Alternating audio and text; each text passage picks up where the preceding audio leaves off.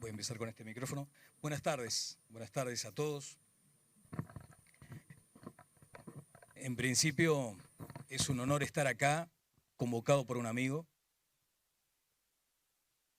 Y en atención a eso voy a hacer brevísimos comentarios. Ustedes no vinieron a escucharme a mí, sino a personas que tienen mucho para decir a propósito de este libro de Diego Echeverría.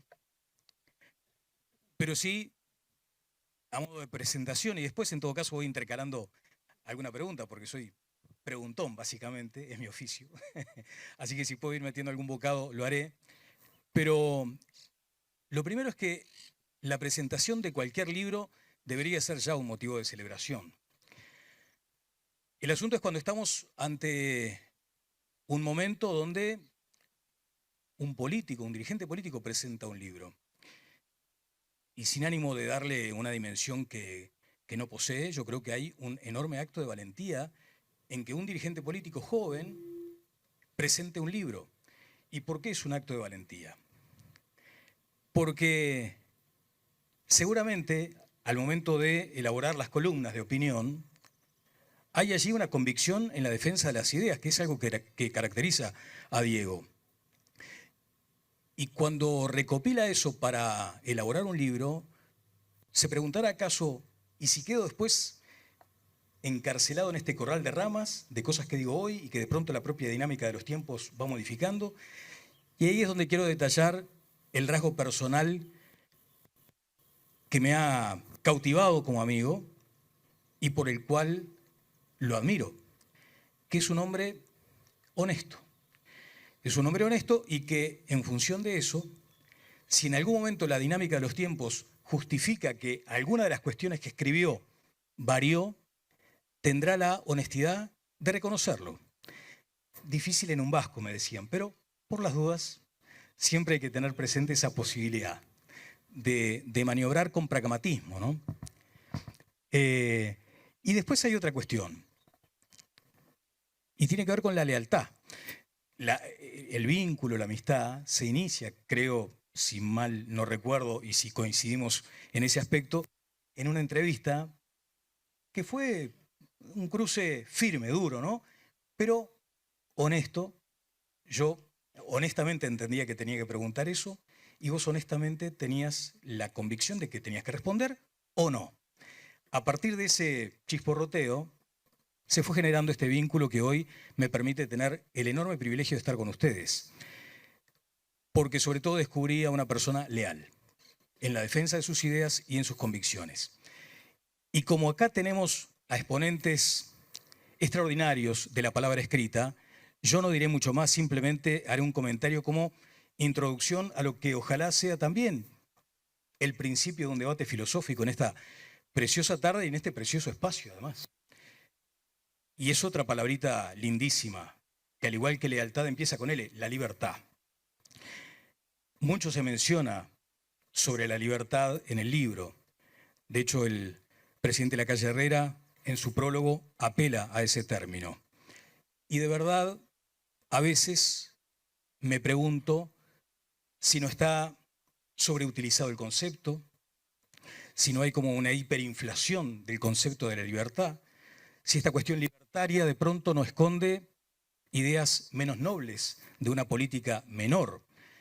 Por lo tanto, a quienes están aquí, quiero plantearles el desafío de filosofar sobre qué es la libertad hoy, o a qué nos enfrentamos con ese concepto tan potente, tan querido, con esa palabra que a su vez implica un valor, el de la libertad. Si a través de ese concepto a veces no se contrabandean otras ideas menores. Tengo el enorme privilegio de estar con Valentín Trujillo, con Daniel Superviel y con Martín Aguirre, que estarán haciendo la presentación más formal del libro, pero simplemente, Diego, quiero darte la palabra, agradecido que hayas tenido el gesto enorme de considerar que podía ser útil para algo aquí en esta tarde. Adelante, ¿cómo te va? Bueno. Gracias, Daniel. Bueno, buenas tardes a todos los amigos que hoy nos acompañan. Esto es una tarde entre amigos, así lo pensamos, por eso elegimos este lugar maravilloso como es la azotea de Edo, además sinónimo, símbolo de libertad, de respeto, de convivencia de ideas, de cultura, y todo lo que rodea este libro, En clave de libertad, un faro de ideas, tiene que ver con esos conceptos. Yo voy a ser muy breve, simplemente decir cómo nació y qué es lo que busca, para después darle la palabra a estos tres amigos, a Martín, al Super y al Tato, que son tres amigos que quiero mucho, pero que además tengo una enorme consideración y un enorme respeto intelectual. Creo que ellos van a tener mucho más para decir que lo que yo pueda compartir con ustedes.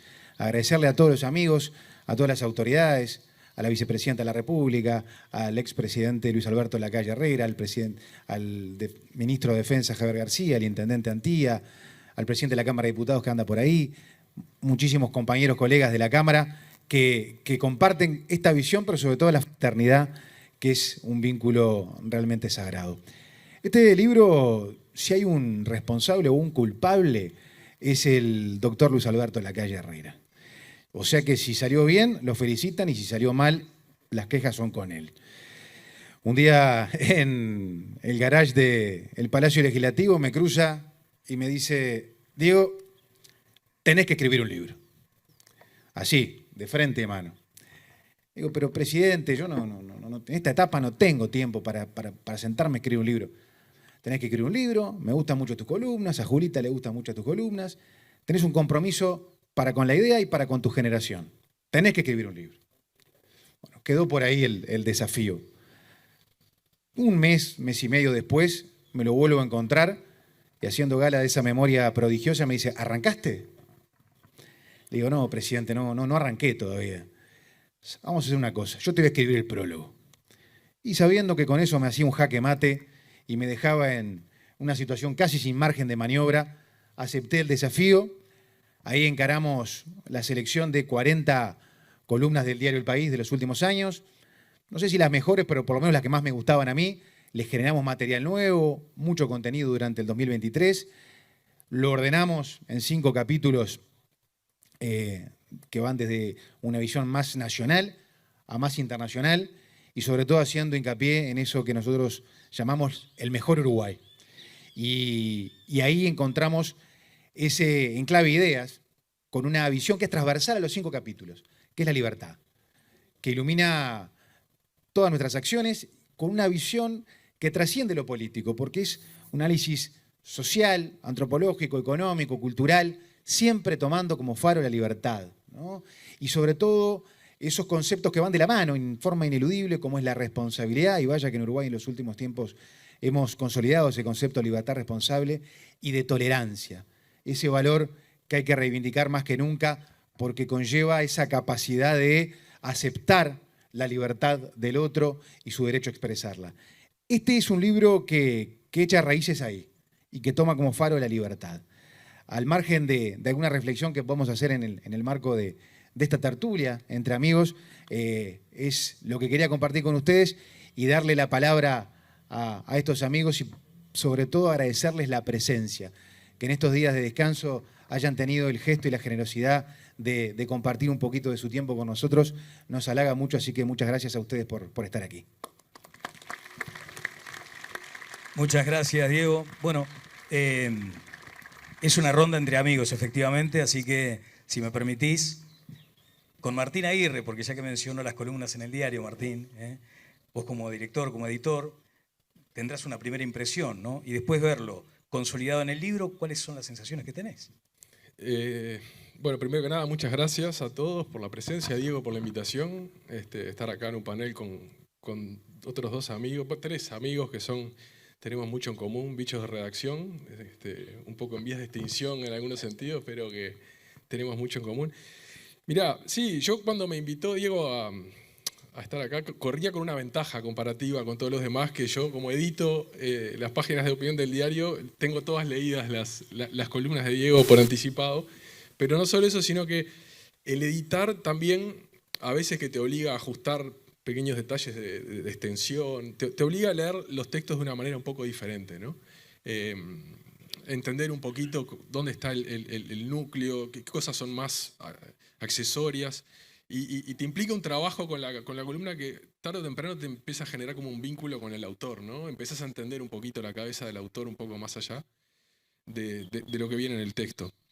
Y yo personalmente siempre he sido un poco desconfiado de ceder en el diario, a veces tenemos discusiones con otros directores, espacio de columnas fijos a gente que está haciendo política partidaria de barricada, digamos, de todos los días. Porque en mi experiencia muchas veces eso lleva a sacar a poner mucho ojo en lo inmediato, en lo coyuntural, en lo que está pasando, incluso en la batalla política partidaria cotidiana. Y la verdad que Diego es un ejemplo bien expresivo de todo lo contrario, ¿no? Y creo que el libro lo muestra, porque más allá de que siguiendo su trayectoria política he visto que es un tipo capaz de subirse un ómnibus, inventar un ómnibus oficina y recorrer los barrios y hablar con la gente, los textos de él tienen una ambición que va un poco más allá, ¿no? Y profundizan temas que no es habitual que los políticos digamos, del día a día de la barricada de repente tengan el tiempo o la ambición de profundizar. ¿Convenciste a los otros directores? Bueno, a los hechos los convenció Diego, no yo, pero creo que si tuviera que destacar el valor principal que yo le veo es a eso, ¿no? Es que puede estar con un pie en cada uno de los mundos de la arena política, y que me parece que además leyendo los textos se nota que creo que hoy en día el tema de fondo es la batalla cultural, ¿no? Hay una batalla cultural, una guerra cultural, no en Uruguay, en todo, particularmente en Occidente, y me parece que es fundamental tener dirigentes políticos que tengan el valor y la audacia de meterse en esa batalla sabiendo que muchas veces tenés mucho para perder. Claro. Dani, y también el libro menciona muchas veces, asociado con lo que decía Martín, lo de la ética y la estética, aplicado a la actividad pública y política. ¿Querés arrancar por ahí, por ejemplo, por esos conceptos? Hola, hola, ¿se escucha? No pensaba arrancar por ahí, pero no voy a arrancar por ahí. Está muy bien, así tiene que ser. No, Libertad. quiero sumarme al consejo que dio el presidente de la calle Herrera de que le tenías que escribir a tu generación. Y a mí fue algo que me llamó la atención del libro, y me sumo a las palabras de Martín, de que en las columnas del diario El País, que todos leemos, todos los que nos interesa la política leemos, vos tenés editorialistas de mucho fuste, tenés a Pedro Bordaberry, cada tanto tira una bomba, tenés a Ignacio Posadas, que mete el bisturí a fondo, tenés a Juan Martín, que elabora con el tema de, bueno, un poco del pasado, del Pancho Fay, y más o menos son razonamientos muy interesantes, pero son más lineales. Yo lo que encontré leyendo todas estas columnas juntas, que las había leído, pero no con tanta rigurosidad como Martín, es que son columnas que no siempre arrancan y no sabes para dónde van a terminar. Y a través de ese desarrollo que Diego va elaborando en sus columnas, yo fui encontrando, además del Diego amigo, fui encontrando las muchas facetas de Diego, ¿no? Porque Diego es alguien que compite en el territorio de las ideas, es un placer discutir sobre temas envergadura mundial o de filósofos contemporáneos con Diego.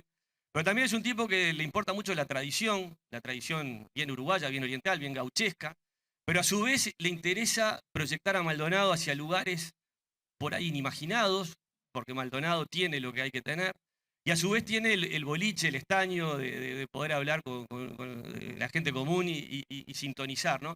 Entonces es una persona que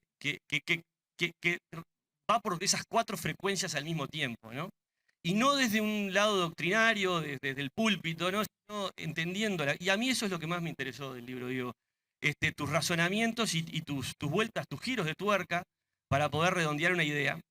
Y lo último que voy a decir sobre esta primera intervención es, yo pensaba, ¿no?, leyendo el libro, donde Diego se refiere mucho a la defensa de la LUC, a la libertad responsable y al manejo de la economía, ¿no? Yo decía, si algún historiador en 50, 60 años tiene que un poco analizar cómo fueron estos 4 años de la presidencia blanca de la calle Pou, perfectamente en este libro va a encontrar matices muy interesantes, porque Diego va explicando la argumentación con la cual el Partido Nacional y la coalición fueron defendiendo esas batallas culturales, ¿no? Después, si querés, me meto en lo de las batallas culturales, pero el libro es muy interesante por eso, porque desde una generación que no tiene tanta gente pensante en los diarios, o sea, discutiendo, Diego se mete en ese territorio y creo que deja un anzuelo con una carnada bien rica para morderla y seguir analizando lo que Diego nos está pensando. Notable, Dani. No voy a cometer el error de con Valentín decir algún pie para que empiece. Arranca por donde quieras. Lo primero es agradecer a Diego, felicitarlo. Siempre la presentación de un libro, como tú lo decías, Daniel, es una ocasión de felicidad y de alegría. La presentación en público y en un lugar como este, al que no puedo dejar de referirme. Este lugar, este sitio, este rincón de Punta del Este, este jardín,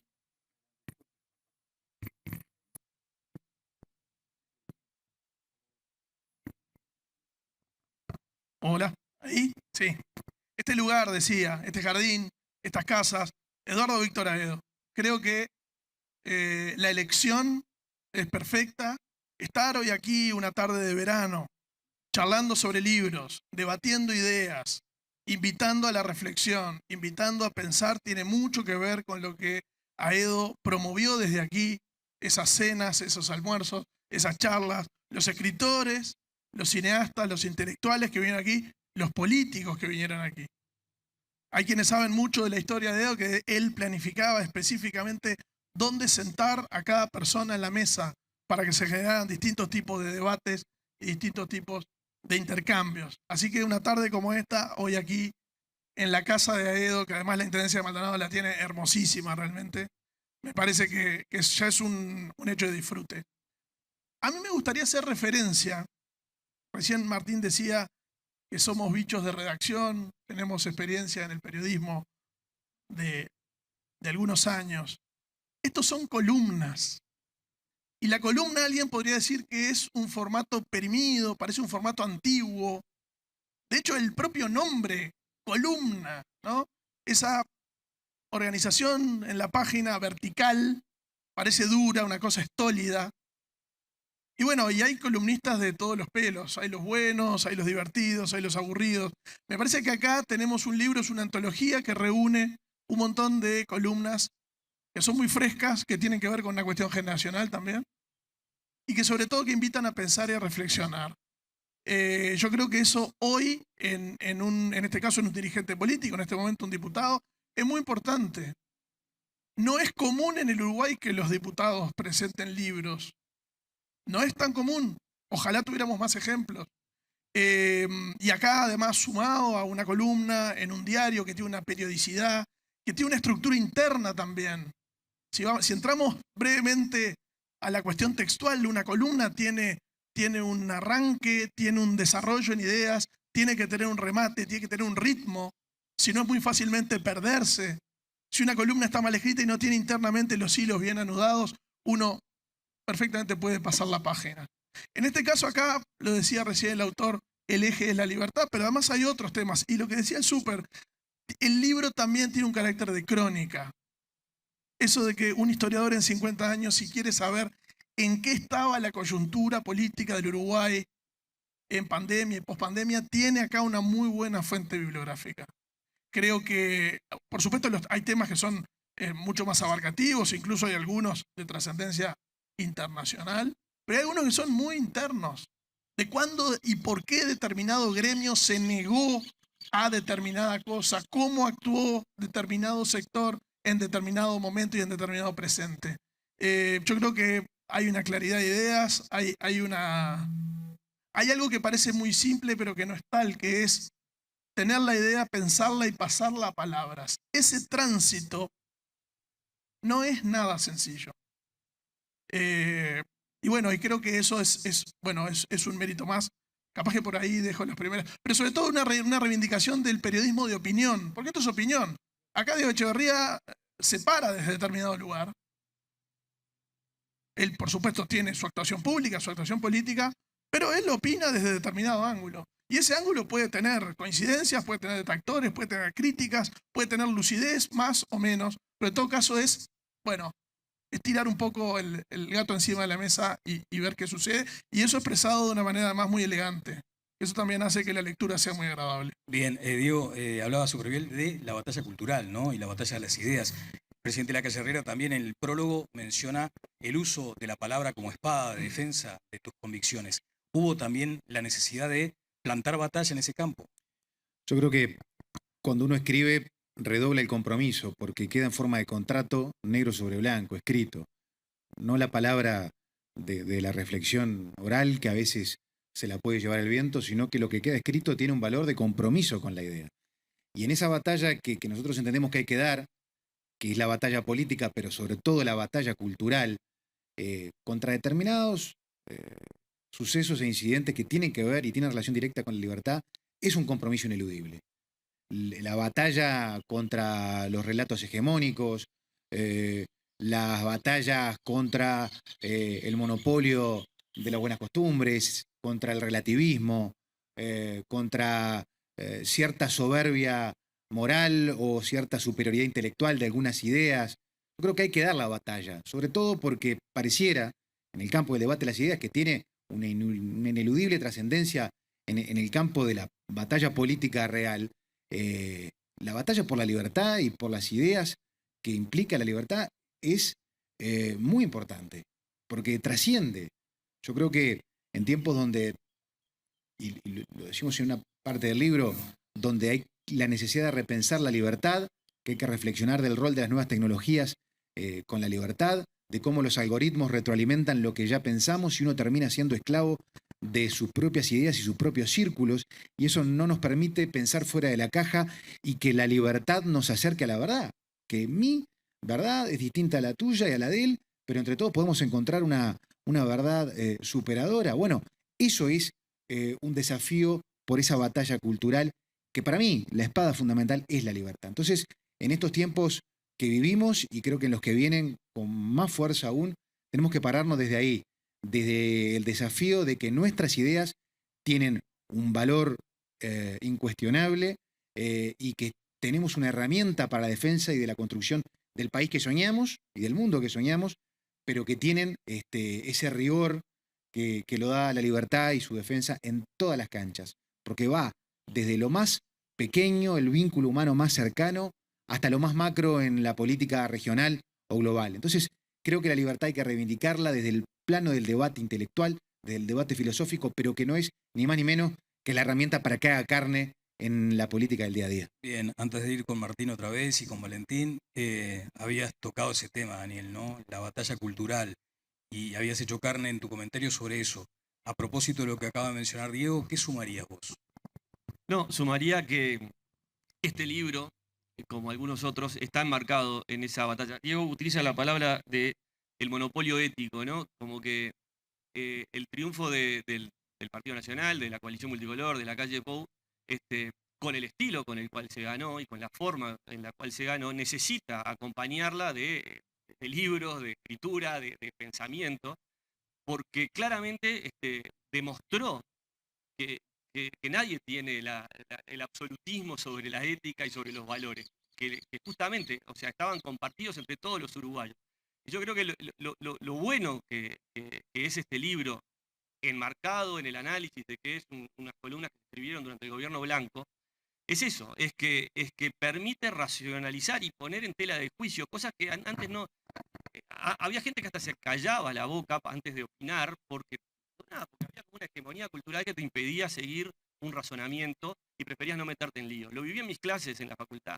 Había temas que preferían no discutirlos por el lío que se venía atrás. Y yo creo que eso fue cambiando y ese es un triunfo de la libertad, esa libertad de la que Diego escribe.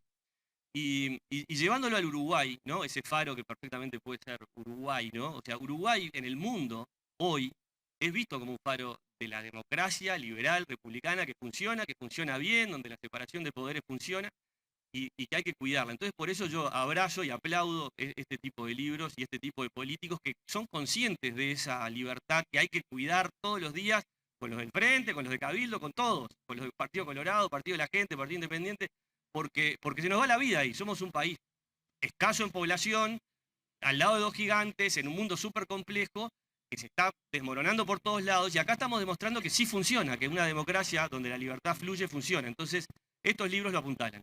Bien, y ya como estamos prácticamente en el cierre, solo un concepto pensé antes de venir acá, ¿no? Y decir, quiero que me responda esta gente que además la respeto por su lucidez intelectual, que me respondan qué es lo que ven hoy como libertad. Se mencionaba, hay un consenso en que el concepto de libertad responsable que llevó adelante el presidente de la República en uno de nuestros peores momentos, funcionó porque caló en la gente, ¿no? Y la gente fue la que asumió ese compromiso de tener libertad responsable, también asumiendo aquello de mis derechos terminan donde empiezan los del otro, ¿no? Mi libertad termina donde empieza la libertad del otro. Pero, ¿acaso no se ha manoseado demasiado ahora ese concepto de la libertad, el liberalismo? Martín. Sí, a ver, es una pregunta muy, muy aguda porque estamos en un momento, sobre todo a raíz de lo que pasa en Argentina, ¿no? Creo que es lo que sobrevuela atrás de todo esto y que a veces nos cuesta más profundizar, donde se ha puesto, a ver, la libertad y el liberalismo implica una cosa que es central, que es que no tenés la respuesta para todas las preguntas, ¿no? Que vos tenés que asumir una humildad de saber, mirá, yo quiero lograr lo mejor para este país, pero no tengo la respuesta. A diferencia de otros modelos ideológicos que parecen tener una respuesta definitiva y definitoria para todos los problemas de la humanidad y que esto tiene que ser así, y quieren encajar la realidad dentro de su modelo, ¿no? Pero implica una humildad muy grande pararse enfrente a la gente y plantear ideas asumiendo que vos no tenés la respuesta para todas las preguntas. Y me parece que ese es el gran desafío. Yo no creo que esté bastardeado, yo creo que durante mucho tiempo el tema de la libertad, sobre todo en política, tuvo que cargar con una culpa o con una vergüenza que se le impuso desde determinadas miradas, donde parecía ser una cosa media como elitista, superficial, ¿no? Ese discurso de que, bueno, si no tenés para comer, ¿para qué te importa la libertad? Y yo creo que ese es un error terrible y que me parece que, desde mi modesto punto de vista, el gran éxito que tuvo la calle Pou en el manejo de la pandemia fue cuando dijo, yo no le puedo decir a esa persona que tiene que salir a ganarse el peso, que se te queda encerrada, ¿no? Porque a veces cuando hablamos de la libertad lo hacemos de una manera muy volada, muy etérea, pero la libertad te sirve para comer también. Sin libertad no podés funcionar en la vida. No es solamente una cosa para sentarnos acá un día de enero en Punta del Este y discutir, sino que es el pan de cada día de la gente. Y que eso a veces, por cierta hegemonía que hay de otras maneras de ver la sociedad, no se podía ni decir, como dice Daniel muchas veces en las clases, tenés miedo de plantear determinadas cosas porque el consenso impuesto en la sociedad implicaba que eso era poco menos que una banalidad, una superficialidad. Y me parece que a mí un poco lo que me da miedo de lo que estamos viendo en Argentina es llevar la libertad a un dogma, ¿no? Me parece que son cosas contrapuestas y que a veces temo que la gestión de un gobierno que siempre está atada a determinados imprevistos que pueden determinar el éxito o el fracaso, termine empañando de alguna manera algunas ideas que para mí por lo menos son muy valiosas, creo que para Diego también leyendo el libro, y que pueden quedar un poco tapadas por una mirada que tiene que ver con una realidad política muy particular como la Argentina, pero que también lo pone de una manera demasiado dogmática, por lo menos para lo como yo lo siento. Bien. Valentín, y aquí, por ejemplo, hay muchos que ya temen que el sabor de la próxima campaña sea agrio, ¿no? Muy poblado de descalificativos, de agravios, en fin. Entonces ahí también uno se puede llegar a preguntar, ¿cuál es el valor de la libertad si hay ausencia de tolerancia? ¿O puede existir la libertad si yo no tolero al que piensa diferente y me enrosco, me enfrasco y me alineo a una postura sin admitir que el otro también puede llegar a tener razón? Bueno, sin dudas, creo que este es un año que va a poner a prueba al Uruguay, en ese y en otros sentidos. La palabra tolerancia, que hay alguna gente que en la misma línea que decía Martín, que la ve con cierto desprecio, ¿no? Porque tolerar es casi que, bueno, acepto, estoy en las antípodas, no quiero tener nada que ver contigo, pero te acepto. Capusotto dice que la tolerancia es fascismo en reposo. Claro, bueno. Yo quería hacer una reflexión sobre la libertad en un sentido más filosófico también, porque muchos filósofos políticos desde la época de las revoluciones modernas, digamos, la revolución inglesa, la norteamericana, luego la francesa, han reflexionado sobre por lo menos dos tipos de libertad. Es una palabra muy polisémica, como casi todas las palabras del idioma. Está la libertad, un tipo de libertad que es la libertad que puede tener alguien incluso en el fondo de un sótano, en una cárcel, y él que se siente libre con algún tipo de creencia, por ejemplo. Eso se le ha llamado libertad positiva. Digamos, no me quiero poner muy teórico, pero luego está la otra, la llamada libertad negativa, que es buena, que el adjetivo negativo no es que sea una libertad mala, es la libertad de la convivencia y hasta dónde llegan mis derechos y las obligaciones del otro, y es la que nos obliga a vivir en sociedad. Y uno de los valores centrales de esa libertad negativa es la posibilidad de elegir, que también es un concepto que ha sido muy bastardeado a lo largo de las décadas.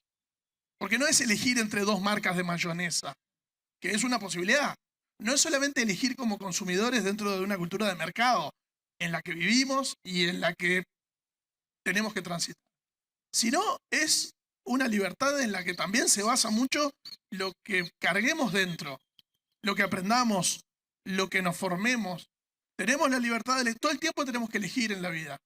Todo el tiempo nuestra formación, la de nuestra familia, la de nuestros hijos, qué decidimos, para dónde vamos, qué hacemos, por supuesto con el margen de error o de acierto que tiene el destino, pero quiere decir que tengamos la posibilidad más profunda de una elección dentro de una sociedad donde obviamente no tenemos el poder irrestricto, sino que estamos constantemente tolerando y amigándonos, ¿no? En una especie de armonía de acción y reacción, que es la vida en sociedad, la vida de las familias y la vida de los individuos. Bueno, yo creo que, sobre todo a nivel social y a nivel político, lo que hay que intentar profundizar es esa libertad llamada negativa por los teóricos, que es la que nos permite, bueno, esa cuestión tan teórica de intentar ser felices entre todos.